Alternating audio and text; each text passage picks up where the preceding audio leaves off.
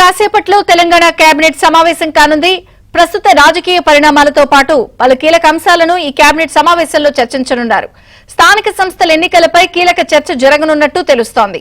పథకాల అమలును మరింత వేగంగా చేయడం, ప్రజా సమస్యల పరిష్కారం కోసం మరిన్ని చర్యలు తీసుకోవడంపై కేబినెట్ సమావేశంలో కీలక నిర్ణయాలు తీసుకోనున్నారు. ప్రభుత్వ ఉద్యోగుల సమస్యలపై సమర్పించిన నివేదికపై కూడా కేబినెట్ చర్చించబోతోంది. కాళేశ్వరం నివేదిక వచ్చిన తర్వాత ఏం చేయాలి అనే అంశం కూడా ప్రస్తావనకు రానుంది. ఇరిగేషన్ అధికారులపై క్రిమినల్ చర్యలు తీసుకోవాలని విజిలెన్స్ నివేదిక సిఫారసుతో ఎలా ముందుకు వెళ్లాలి అనే అంశంపై సుదీర్ఘంగా చర్చించే అవకాశం ఉంది.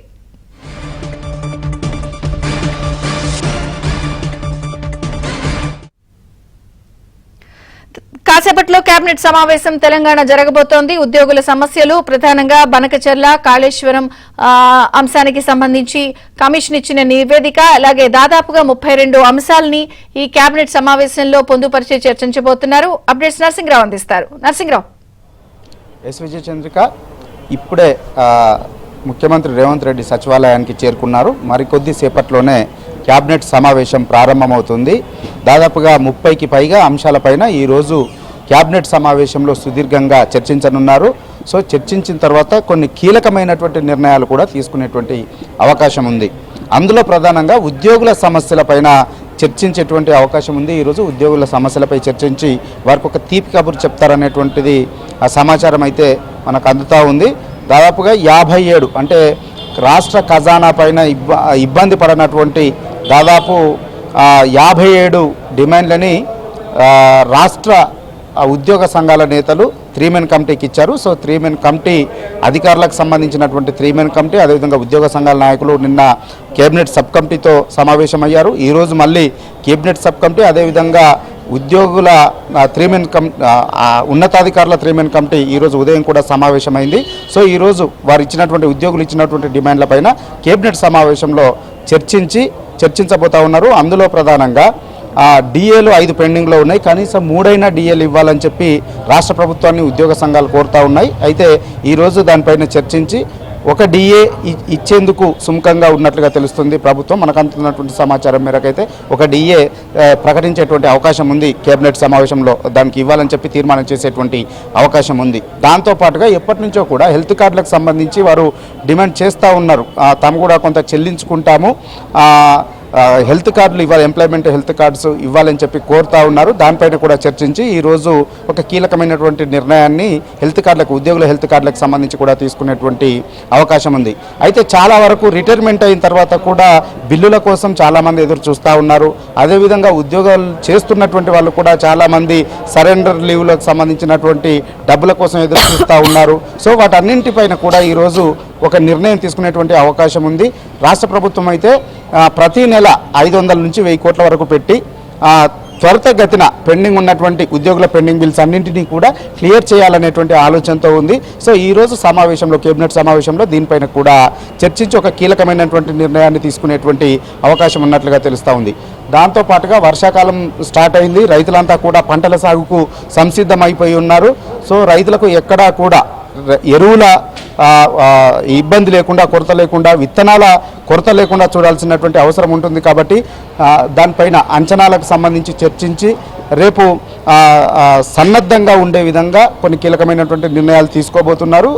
అంతేకాకుండా వర్షాకాలం ప్రారంభమవుతున్నటువంటి నేపథ్యంలో ఇటు వర్షాకాలానికి సంబంధించినటువంటి రైతు భరోసా రైతులకు ఇవ్వాల్సి ఉంటుంది. సో ఇప్పటికే రాష్ట్ర ప్రభుత్వము ఎకరానికి 6,000 చొప్పున రైతు భరోసా అందివ్వాలని చెప్పి నిర్ణయం తీసుకుని ఆ పథకాన్ని కూడా ప్రారంభించినటువంటి నేపథ్యంలో ఈ వర్షాకాలానికి సంబంధించినటువంటి రైతు భరోసా ఎప్పటి నుంచి స్టార్ట్ చేయాలి, ఎన్ని ఎకరాల వరకు ఇవ్వాలి అనేటువంటి దానిపైన సుదీర్ఘంగా చర్చించి ఒక ప్రకటనని ఈరోజు సమావేశంలో రైతు భరోసా పైన కూడా చేసేటువంటి అవకాశం ఉన్నట్లుగా తెలుస్తూ ఉంది. దాంతోపాటుగా రాజీవ్ యువ వికాసం పథకాన్ని నిరుద్యోగులకి ఉపాధి అవకాశం కల్పించే లక్ష్యంతో రాజీవ్ యువ వికాసం పథకానికి శ్రీకారం చుట్టింది ఈ రాష్ట్ర ప్రభుత్వము. నిరుద్యోగుల నుంచి యువత నుంచి దరఖాస్తులు స్వీకరించింది. సో ఇక ఆ ఎంపిక ప్రక్రియ కూడా వేగంగా కొనసాగుతుంది. శాంక్షన్ లెటర్లు ఇవ్వాల్సింది మాత్రమే ఉంది.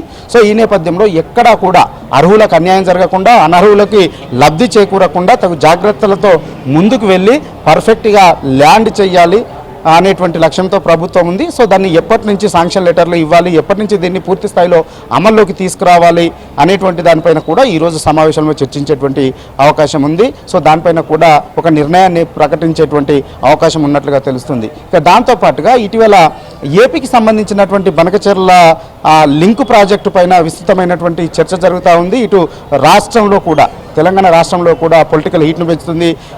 ప్రతిపక్ష బీఆర్ఎస్ పార్టీ రాష్ట్ర ప్రభుత్వాన్ని తీవ్రంగా విమర్శలు కూడా చేస్తూ ఉంది. ఏపీ ఏమో దూకుడుగా బనకచెర్ల పైన ముందుకు వెళ్తుంది, దాన్ని అడ్డుకోవడంలో కాంగ్రెస్ ప్రభుత్వం విఫలమవుతుందని చెప్పి ఆరోపణలు చేస్తున్నటువంటి నేపథ్యంలో బనకచెర్లను ఆపడానికి, అసలు బనకచెర్ల పైన ఏపీ ముందుకు వెళ్తే తెలంగాణకు జరిగేటువంటి నష్టాలపైన చర్చించి సో ఏ విధంగా ముందుకు వెళ్ళాలి అనేటువంటి దానిపైన కూడా ఒక నిర్ణయాన్ని ఈరోజు కేబినెట్ సమావేశంలో తీసుకొని ఉన్నట్లుగా తెలుస్తూ ఉంది. దాంతోపాటుగా ఇప్పటికే కాళేశ్వరానికి సంబంధించి ఎన్డీఎస్ఏ రిపోర్ట్ వచ్చింది, విజిలెన్స్ కమిషన్ రిపోర్టు కూడా వచ్చినటువంటి నేపథ్యంలో విజిలెన్స్ కమిషన్ అయితే ఏకంగా 17 మంది అధికారులపైన క్రిమినల్ చర్యలు తీసుకోవాలని, 33 మంది అధికారుల నుంచి జరిమానాలు విధించాలి, వాళ్ళ నష్టపరిహారాన్ని, జరిగినటువంటి నష్టాన్ని వాళ్ళ దగ్గర నుంచి కలెక్ట్ చేయాలని చెప్పి రిటైర్ అయినటువంటి 7 అధికారుల నుంచి కూడా రిటైర్మెంట్ బెనిఫిట్స్ నుంచి, పెన్షన్ బెనిఫిట్స్ నుంచి కూడా రికవరీ చేయాలని చెప్పి, క్రిమినల్ చర్యలు తీసుకోవాలని చెప్పి కొంతమంది 17 మంది అధికారుల మీద